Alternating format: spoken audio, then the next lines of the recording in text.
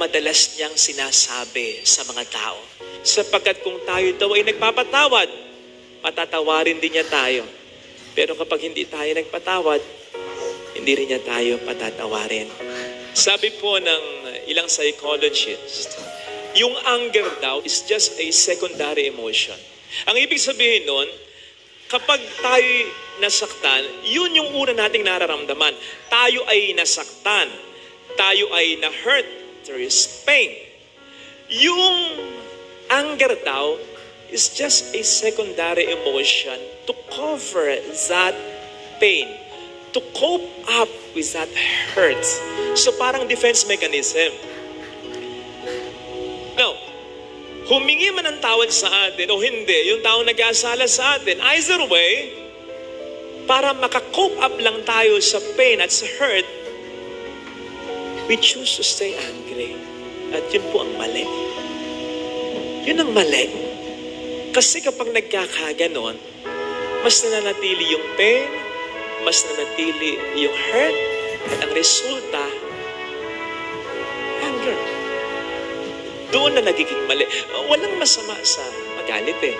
Pero yung alagaan mo, susugan mo, panadalihin mo, doon na nagkakasala ang tao. So nasa choice talaga natin eh. Yung pagtatanim ng galit, ito ay activity ng ating isip. Kasi yung masaktan tayo tulad ng ibang sakit o pain, mawawala eh. O sino ba dito ang namatayan na ng taong pinakamamahal niya? Napakasakit nun. Pero nawawala din naman at nababawasan paglipas ng panahon. So ganun din yung pain ng ginawa sa ating kasalanan. Mawawala yan. Or at least, kahit pa paano mababawasan o gagaan. Pero kapag we willingly choose na panatilihin at alagaan pa yung pain na yan, again, magre-result to full-blown anger yan. And so the painful truth is, tama, sinaktan tayo ng ibang tao. Pero ang patuloy na sumasakit at nananakit sa ating sarili ay tayo mismo. Sabi nga, the first victim of unforgiveness is not the one needing or asking forgiveness, but we who refuse forgiveness.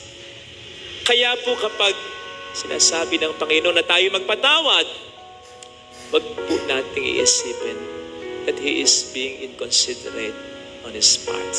Ang totoo, iniisip ng Panginoon ang ating pakanan sapagkat ayaw niyang mamatay tayo sa ating sariling lason. And that is true. Kasi ang pagtatanim ng galit ay parang paghahanda, pagtitimpla ng lason na gusto nating ipainom sa kasala sa atin. Pero alam nating mali eh. May takot din naman tayo sa Panginoon eh. So hindi natin ipaiinom. Pero imbis na ating itapon, tayong umiinom. O di ba katangahan yun? Hindi, ikaw na ngayon nasaktan eh. Di ba? Ikaw pa ba ang pipili araw-araw na patuloy kang masaktan? Sabihin mo sa sarili mo, huwag kang tanga. Magpatawad ka. Yung pagtatanim ng galit ay activity ng isip. Yung pag-aalis ng galit, activity rin yan ng isip. So kung nararamdaman mong hindi ka pa handa, basta willingly choose to forgive. Hanggang sa makapagpatawad ka na ng lubusan. Alisin mo yung galit at wag na wag kang gagandi. Yun ang wag na wag kang gagawin. Sapagkat walang maidadagdag sa iyo, may maibabawas pa ng malaki. Kaya nga diba, madalas ang sinasabi natin sa mga nagawa ng kasalanan na may katuwiran, do not stoop down to their level. Huwag kang bababa sa level nila. Kasi yung nakagawa sa iyo ng kasalanan, ng mali, yun talaga ang bumababa ang level. So huwag kang gaganti sapagkat kapag gumanti ka, bumababa ka sa level nila. Huwag kang mag-alala, hindi naman natutulog din ang Diyos. Siya ang gaganti para sa iyo kung kinakailangan gumanti. Yun naman din ang kanyang sinabi. Baka kasi kapag tayo mismo ang gumaganti, Sabihin ng Panginoon, ay ikaw na. Pero pag siya, alam natin na ang kanyang ganti ay makatarungan at mararamdaman talaga ng sa atin ay nagkasala. Sabi ng Panginoon, ibababa niya ang mga nagmamataas. Ito yung mga gumagawa sa atin ng pagkakasala, lalong-lalo na yung mga hindi humihingi ng tawad. At itataas na yung mga nagpapakumbaba. At ito, yung kahit may katuwiran ka, kahit nasa tama ka, hindi ka gaganti, at pipiliin mo pa rin magpatawad. Yes, kung kinakailangan ihabla, kung kinakailangan idemanda mo, ihabla mo. Pero wag mo gawin yung ikaw ay gumanti. Alisin mo yung galit sa puso. At kapag nagkaganon, tataas ka sa mata ng iba, lalong-lalo na sa mata ng Panginoon. Kasi mas natutulat ka sa Kanya. Siya naman ang may sabi nun na kapag tayo'y nagpapatawad, tayo mas nagiging tunay na mga anak ng Diyos. Tayo ay mas nakakatulad ng Diyos.